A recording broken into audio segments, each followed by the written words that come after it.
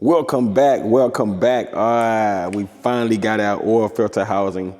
It's been a couple of days. We had to order this bad boy. Well, not actually the unit, just the gasket itself. They had the unit in stock, but they didn't have the gasket. But we finally got everything we need to get this thing back together. You can see it is a part from Mercedes itself. Okay, so this is a Mercedes engine, Mercedes oil filter housing. So let's get this bad boy back on.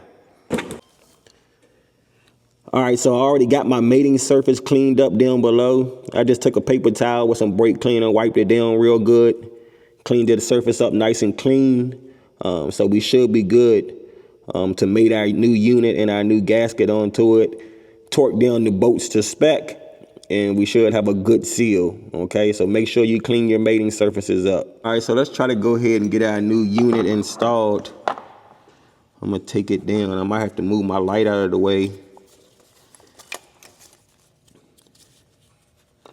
Let's see. I'm just going to take my time because what I don't want to do is rub my gasket up against the engine and cut it. I'm just going to take my time and feed it down. What I did do, I did put a little bit of oil on my gasket just to kind of help with the procedure of putting it down. All right, oil filter housing is on. We put those 3 bolts in, torqued it down to 20 Newton meters or 18 foot-pounds. Once you get those 3 bolts torqued down, also make sure you be careful sitting the oil filter housing down in there with your gasket on it. You don't want it to rub against the engine and cut that gasket.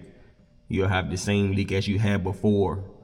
But once you get that unit up there, like I said, torque it down to 20 Newton meters or 18 foot-pounds, and then you can put your coolant hoses back on. It's 3 hoses, the 2 up top here, or this one here that's connected on the right side, and then the one with the new clamp that runs across, that's your heater core hose.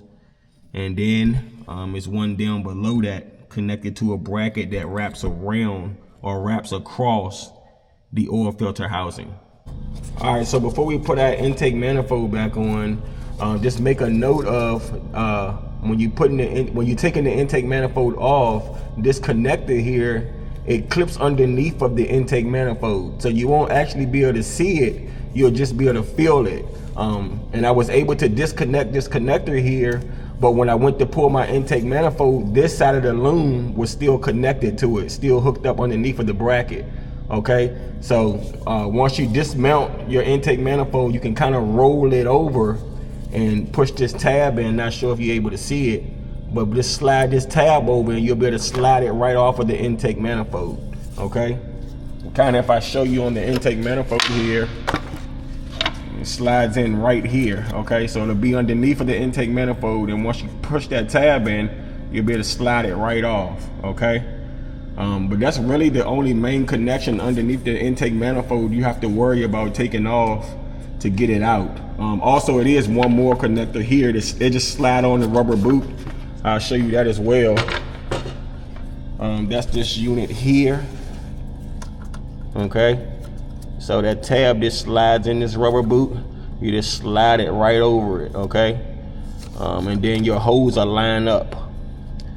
Your hose on your intake manifold, which is let's see, which is on the back side here. Okay, that'll line right up. So once you get it slid back on underneath, make sure you hook your line back up or your hose back up right here and tighten your clamp up or slide your clamp back over it. Okay, but let's go ahead and get it back on, and I'll show you how it looks once it's back on. But I gotta replace these gaskets first, and then we'll get it back on. All right, we got our intake manifold back on along with all our lines that run across it. But I wanna see if I can get you to see where those 2 components connect up to underneath the manifold. Hopefully you can see it. But like I said, one just slides on, and then the clip for the connector just clips on right there, okay? The intake manifold is back on. Let's go ahead and put our front back together, which is here. Our air filter housing, well, our air filter housing is back in, but our air filter boot runs across here. All right, so let's get that back on. I did have a tough time separating this piece here, but I'll show you once I get my unit back here. All right, so we got everything back on. You can see how your vacuum lines are ran. All right. You can see I got the connection back on here. You just push it back on. Make sure you hook this line back up, okay? Comes on across. All right, so once you get everything back on to this point, the only thing you have left is your underbody cover and then your engine cover, okay? But I'm gonna leave both of those off. We're gonna get the fluid in it, get it started up, make sure we don't have any leaks, and then we'll go from there. All right, so we had the vehicle running for a good little while. Let's see where we're at, make sure we don't have any leaks. Oh, lovely, lovely. Try to get my light up there so I can confirm. Yeah, that looks good. No leaks. No leaks whatsoever. So, 2017 Qx30 oil filter housing. If anybody else is having a coolant / oil leak, might want to come back here and check out that oil filter housing. All right, and that is all to it. We got our engine cover back on as well as our underbody cover. We'll go ahead and drop the hood and get this vehicle out of here. Got another vehicle coming right in for, we got to drop the gas tank.